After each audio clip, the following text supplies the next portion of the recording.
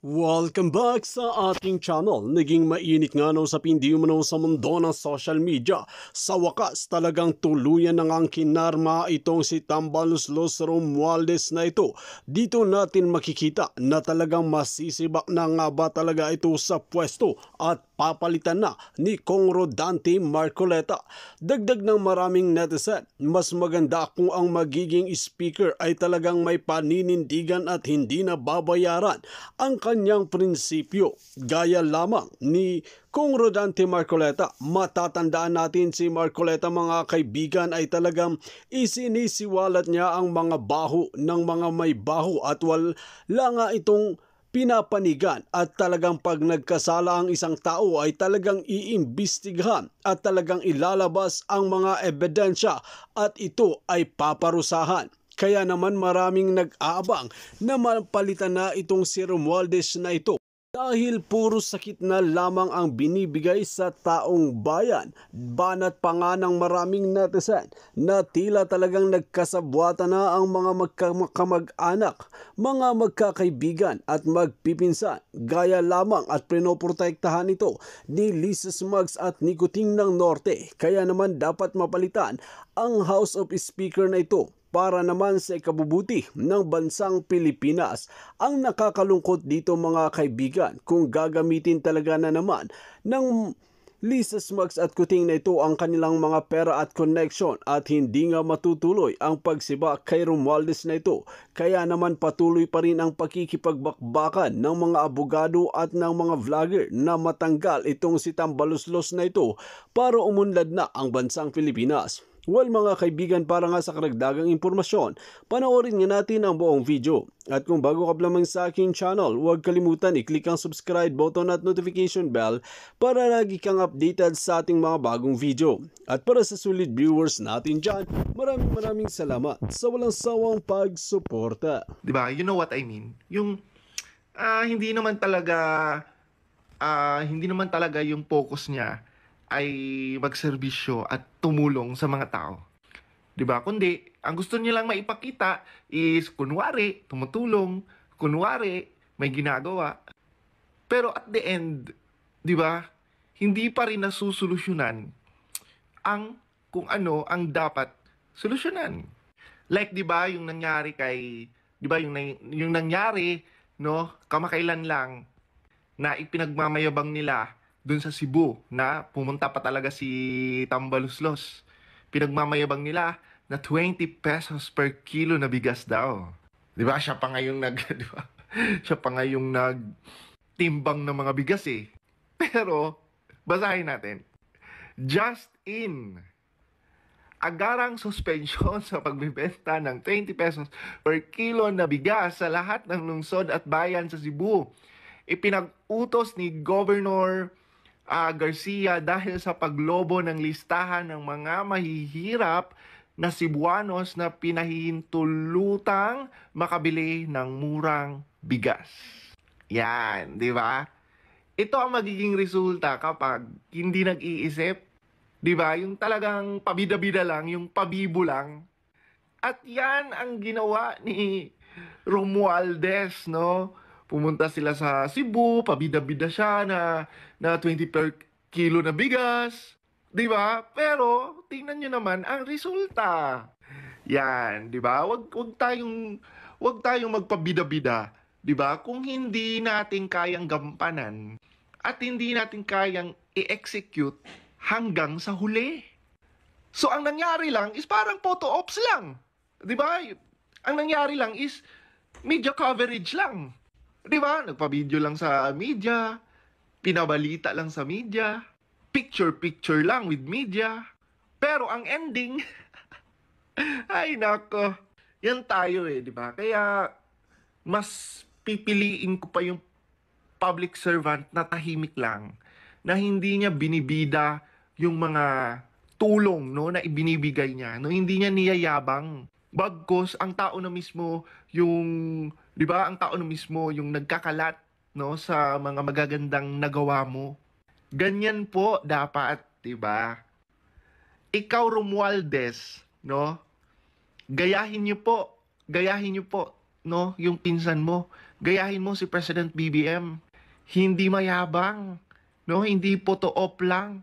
Hindi pakitang tao lang. Gayahin mo si President BBM, di ba? Gayahin mo mga Duterte. Ganyan sila, hindi sila nagmamayabang. Tulong-tulong talaga. Ay nako, pinsan mo pa naman si President BBM, di ba? Ba't hindi mo yun gayahin, di ba? Huwag kang mayabang. Huwag kang kung ano-ano mga pinaggagawa mo. Diyos mio, ang tagal-tagal pa ng eleksyon, pati ba naman ang pagtitimbang ng bigas ginagawa mo? Hindi na ako masyasyak kung later or maging traffic enforcer ka. Grabe mga lords. Wait lang. Yes, buko. Basahin natin. Just in, ayon kay House Secretary General Reginald Velasco, nasa kabuuhang 39,605,123.61 ang travel expense ng House of the Speaker, House Secretariat at House members sa kanilang official trio mula Enero hanggang Oktubre. 4.3 million dito ang gastos ng Office of the Speaker, habang 35.2 million naman ang gastos ng House Secretariat at iba pang miyembro ng Kamara sa kanilang official visit. Yan lang daw ang nagastos, no, ni House Speaker at ng kasamahan niya, no, pagdating sa mga travel.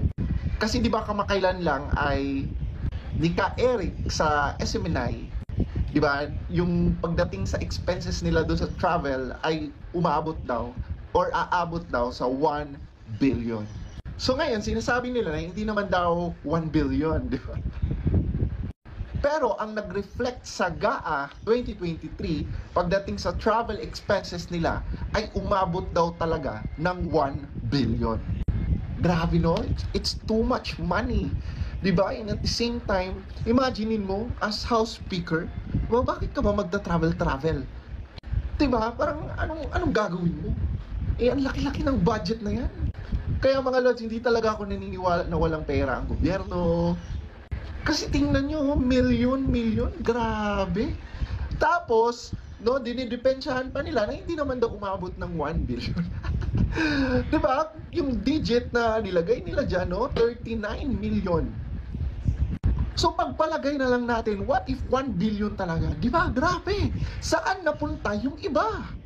Kaya kayo nang gagalaiti, diba? Kaya kayo tahimik, no, pagdating diyan sa publiko, yung kung saan ba napupunta yung pondo nyo. Kaya tikong bibig nyo, kasi imagine niyo kung i-compute mo yan, grabe. Actually, kahit ito lang, pero sobrang laki niyan. Anyway, hindi pa naman natapos yung December, pero it's too much. And imagine mo, ang isang House Speaker, ngayon lang, grabe talaga, ikaw na talaga. Kasi ito, imagine this mga lords, ako ilang years naman ako nakatira dito sa Pilipinas. Ngayon lang ako nakakita ng House Speaker na sobrang paepal, as in. Di ba, na pumupunta sa kahit saang lugar, no? Kumbaga nakabuntot sa ating presidente. Kahit sa mga international trips, andyan siya. At ito ngayon lang ako nakakita ng House Speaker na pumupunta sa palengke. Pupunta sa palengke, siya yung nagtitimbang ng bigas. Grabe. Sabi ko, grabe naman talaga. No, so tama talaga yung sinasabi nila. Wala po, no? Wala po siyang balak tumakbo. Wala po siyang balak tumakbo, no? Kumbaga yung mga ginagawa niya ay, diba, kumbaga ginagawa niya lang yan kasi concerned. At chiche, ewan ko lang mga lods pero they are trying na patayin yung issue, no? They are trying to answer the allegations na 1 billion daw. Pero sa totoo lang, sobrang halatang-halata eh. And grabe, no, yung mga kasamahan ni Romualdez na nasa Kongreso. Grabe, talagang protect, di ba? Protect Papa. Pinoprotektahan talaga nila, pinagtatanggol talaga nila. Anyway, sino pa ba magtatanggol? Di ba? Kundi kayo-kayo lang din. In fairness kay speaker, hindi pa siya speaker, ano na siya, no? Majority leader pa lang siya. Ay very approachable. Hindi ka matatakot na lapitan siya for help. Hindi ka matatakot na dalhin ang mga magsasaka sa kanya, dalhin ang mga mangingisda sa kanya, ang mga teachers, hindi ka matatakot na ipakausap sa kanya. So, ganun yung ugali ni speaker. And in fairness kahit kayong mga makakaliwang grupo ay hindi natatakot lumapit sa kanya. Di ba? Napaka-lovable naman ni Speaker, di ba? Napaka-hospitable naman ni Speaker Romualdez. Ituloy natin. Imagine mo lahat daw, hindi ka mahihiyang ilapit sa kanya lahat. Ayun, pati mga makakaliwang grupo lumapit. Kami kasi hindi siya snabero, hindi siya snap. Yun ang po. Kaya makakausap mo siya on the level at naiintindihan niya yung sitwasyon ng mga marginalized. At may mga time nga na nakasama namin siya sa pagbibigay ng ayuda. Totoo yun, sinama namin siya, makabayan lang, sinama namin si Speaker at iba pang leadership ng Kamara para magbigay ng ayuda doon sa... Kaya pala, wala na. Game over na. Di ba? Mag-best friend talaga sila. Ay, nako. Imagine niyo, no? Kaya pala, kino-consider ni Speaker ang mga sinasabi ng mga makakaliwang grupo. Di ba? Kaya pala, no? Even si Speaker Romualdez ay medyo nahihirapan siyang pumili between VP Inday Sara at saka makakaliwang grupo kasi mas matimbang ang mga makakaliwang grupo. Grabe, no? How sweat, no? How sweat. Imagine mo, tumasama daw, nagsasama pa daw sila, no? Sa mga paayuda. Wala ito, di ba? Mas matimbang sa kanya ang mga makakaliwang grupo, mas matimbang sa kanya sila Franz Castro. Kaya pala magigets mo yung pattern ngayon bakit disagree sila sa confidential funds, no? Bakit ini-issue talaga nila si VP Inday Sara. Kahit na withdraw na ni VP Inday Sara yung confidential funds na next year, talagang hindi nila tinatantanan and binibida nila ngayon si Romualdez. Pansin nyo mga lords, yung mga bumibida sa kanya, di ba yan, sila Franz Castro, no? Sinasabihan, mabait naman yan, di ba? Sino pa? Pati si Zubiri, no? Talagang kitang-kita mo talaga. Kasi since nasa kapangyarihan ngayon si, di ba, Martin Romualdez, kitang-kita mo na ang mga tao, no, ay pasipsipan sa kanya. Di ba? Kunwari, siya ang magaling, siya ang mabait, no? Kunwari, di ba? Talagang siya ang naglilingkod sa bayan. Kasi nga, si Romualdez ang taga-approve ng budget nyo. Di ba? Ganun yun, Franz Castro. Di ba? Huwag na tayong magtatanga-tangahan dito. Ganyan yan. Bakit kayo parang linta na dikit ng dikit, no? Na palagi nyo binibida yung si Romualdez. Kasi nga, di ba, nakasalalay sa kanya ang budget, ang pera, ang pondo.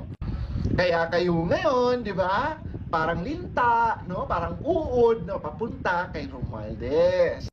Tapos ito naman si Romualdez, no? Feeling talaga niya, no? Na talagang siya ang makapangyarihan. That's why pati mga makakaliwang grupo, wini-welcome na niya. Good luck, imagine niyo lang pag yan siya naging presidente. Imagine that. At tandaan yung mga lords, yung mga makakaliwang grupo, traidor yan. Diba? Sa harap, magbabait-baitan. Pero hindi mo alam, may mga ginagawa na palang kasuklam-suklam. Mga lords, ano ori natin to?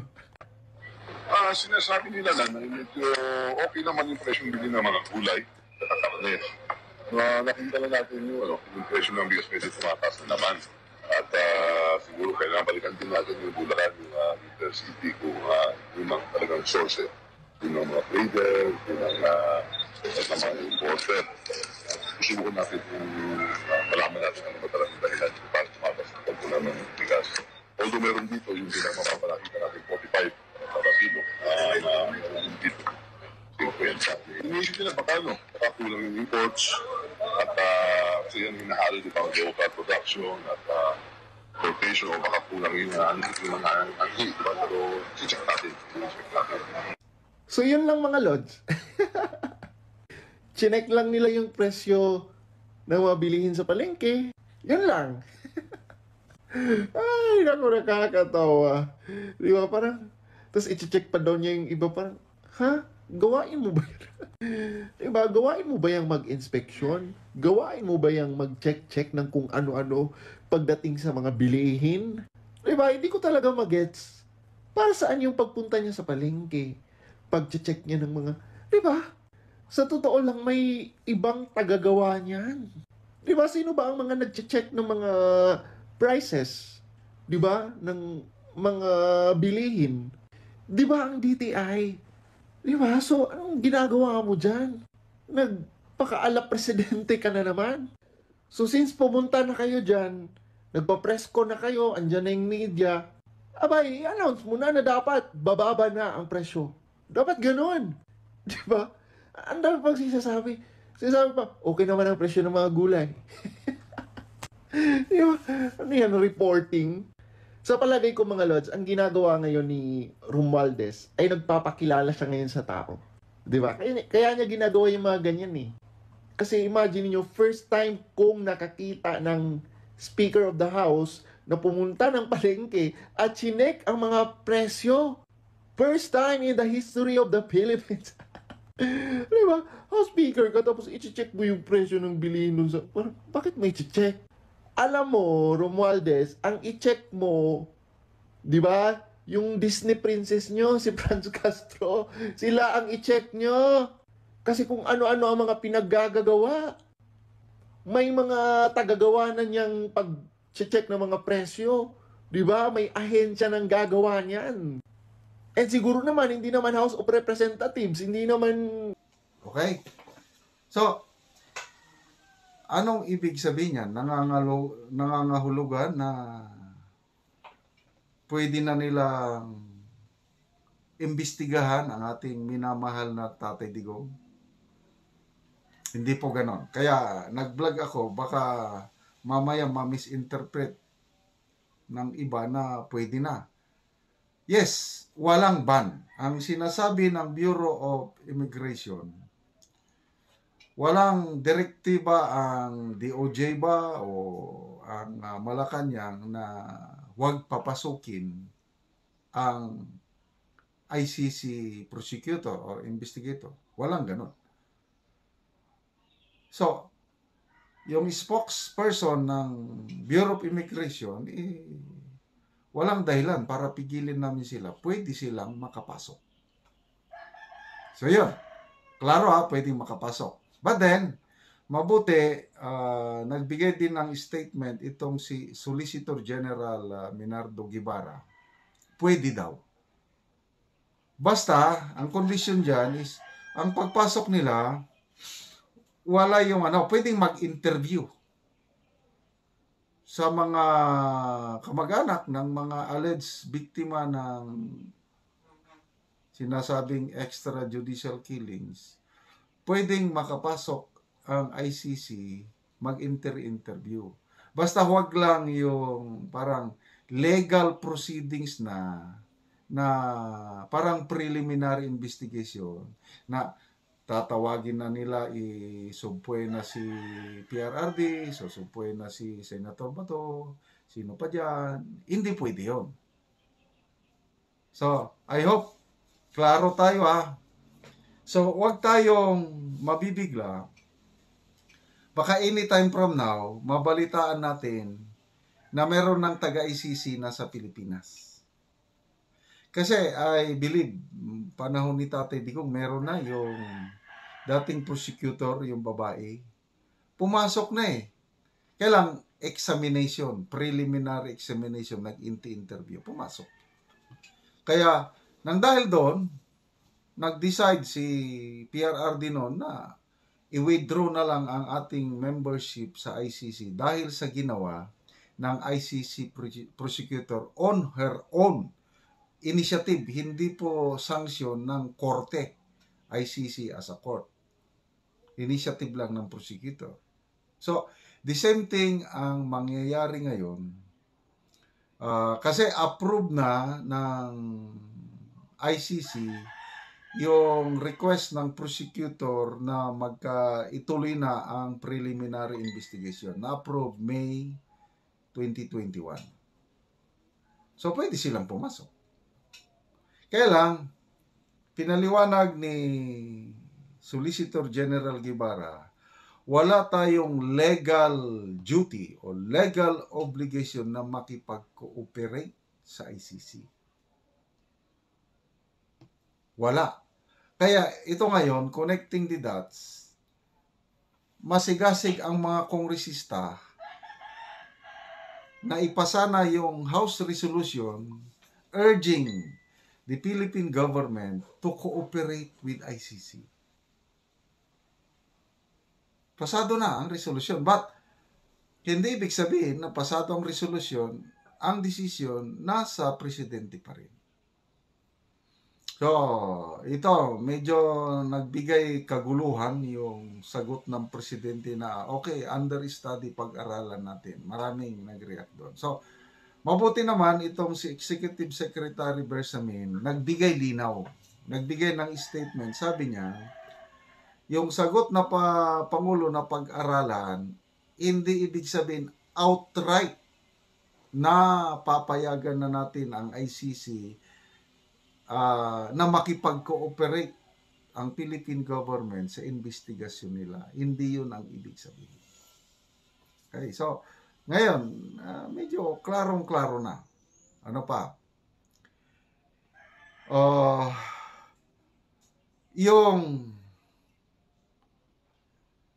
si Vice President Sara Duterte, maganda yung ginawa niya, sumulat na siya. Nagkaroon ako ng kopya ng sulat from the Office of the Vice President to DOJ Secretary expressing yung objection ng opisina ng Vice President, yung pakikipag-cooperate ng bansa natin sa ICC. Dahil walang jurisdiction ang ICC sa bansa natin dahil hindi na tayo membro at saka it is a violation of the principle of complementarity. Ang complementarity po, saka lang papasok ang ICC to complement o tulungan ang isang bansa na hindi na gumagana ang justice system. Sa atin sa Pilipinas, ganang-gana, gumagana. Example, yun, nakalabas na si ex-Senator De Lima. Ano pa? Ang daming mga napapawalang sala. Supreme Court. Rine-reverse ang mga desisyon ng lower courts. Talagang buhay na buhay ang ating justice system.